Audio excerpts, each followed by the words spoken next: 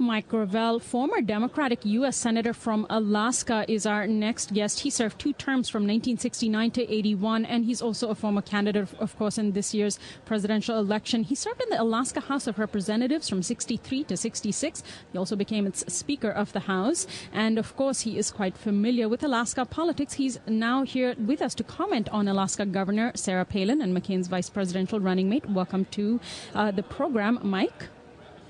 I'm happy to come aboard. So first, tell us what the Republicans are not telling us about Sarah Palin. Well, I think they're very upbeat about Sarah. I have no particular negatives with respect to her.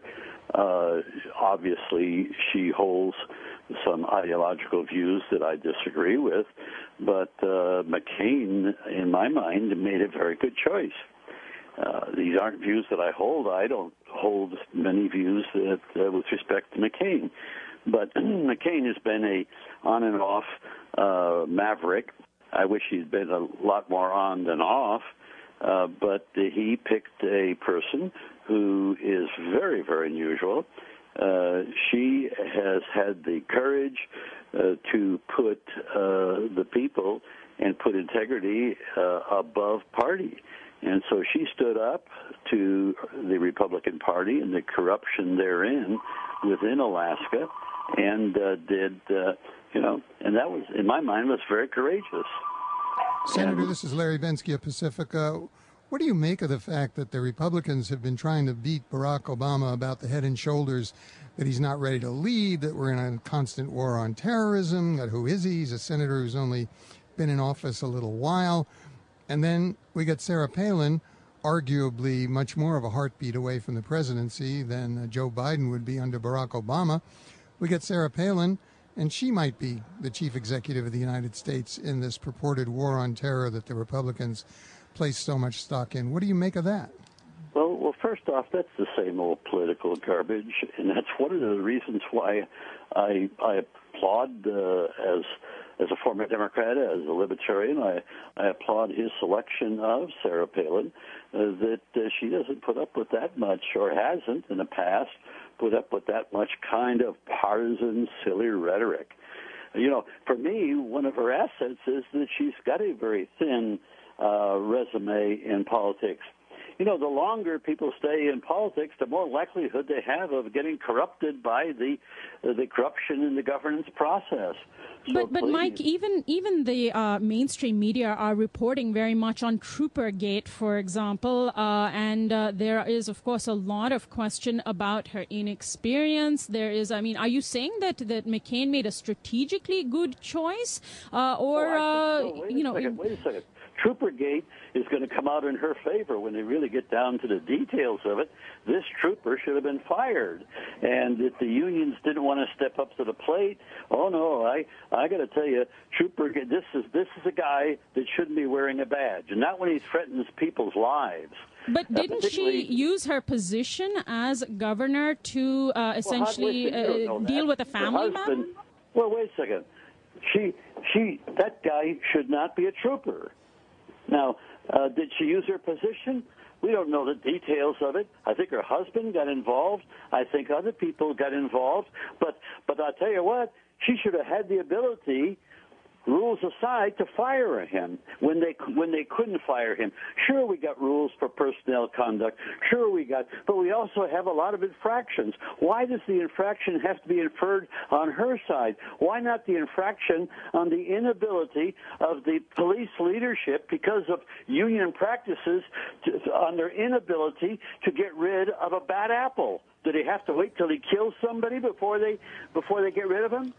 Senator Gravel, let's turn to another matter, one that's caused a great deal of buzz here in St. Paul today at the Republican convention, and that is the announcement that Governor Palin's 17-year-old daughter is pregnant, that she is not married to the young man who is purportedly the father, and that this is being brought out now because there was so much buzz around on various blogs that indeed Governor Palin herself may not have been the mother of a Down syndrome child, but it might have been the same daughter that was the mother of that child.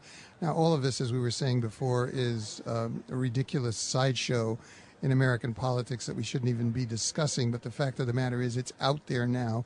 How do you think it's going to play? I think it's going to play in her favor because it is none of our damn business. You know, this is a close-knit, personal family situation, and everybody wants to be of voyeurism. Let's discuss the fact of where she stands on the issue. Here, but Mike, on the issue, if you want to be technical, she has more executive experience than Obama, Biden, and McCain on the national level. On any level. Do you think the problem? But she has not served in national politics, Mike.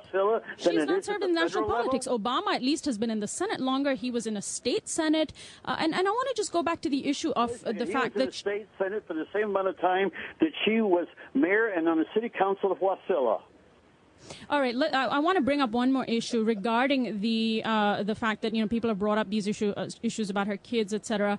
This is a woman who's extremely pro-life. Her views are so extreme on abortion that she thinks that rape and incest victims do not have the right to abortion. Is McCain not entitled to pick somebody of his choice? Look at.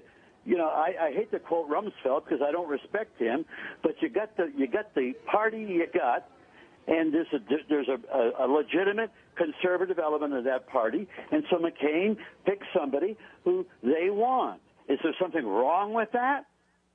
This is a woman who maybe not suit you, but it suits them. Certainly, Mike, but it remains to be seen, I suppose, whether Americans will see her as representative, particularly American women will see her as representative. Right. But that's going to be the choice that you're going to have on Election Day. So we can remonstrate all we want that she may not satisfy our particular ideology. She doesn't satisfy mine. But Thank you very much. Let's take a breath here and pull back and say he's entitled to have somebody on his ticket that he respects, and he respects the fact that she has the courage to stand up to Republican corruption. Not Democratic corruption, Republican corruption of Ted Stevens and Don Young and and his son and a whole host of Republicans in the state legislature. She has the courage to stand up to the oil companies. Now, she's not my cup of tea, but at least I can have the objective ability to look at it and take it for what it is at face value and not go running around complaining about Troopergate or her child's misconduct. Boy, if you've got children or you're going to get children, just hold your breath on children's misconduct. Senator Mike Gravel, let me ask you, you ran in the Democratic primary for president. You ran up against Barack Obama. From what I'm hearing now, you seem to think that Palin was an excellent choice by John McCain. Is it possible that you will support the McCain-Palin ticket? No way. And nor will I vote for Obama. Here, stop and think. Why did I leave the Democratic Party? The Democratic Party is a party of war. I mean, we would not be in Iraq if it hadn't been for the Democrats. It wasn't just the Republicans and the president. We would not be giving Bush the power to invade Iran. It was the Democrats and Republicans in Congress that made that possible. It's the Democrats and Republicans that have funded this whole debacle. Here, McCain, Obama, and Biden, they got all this experience on foreign policy. They are the ones that are supporting in their political positions American imperialism, where we spend more on defense than all the rest of the world put together. Thank you very much, Mike. Thank you very much, Mike Gravel, former Democratic U.S. Senator from Alaska, and he ran for president this year.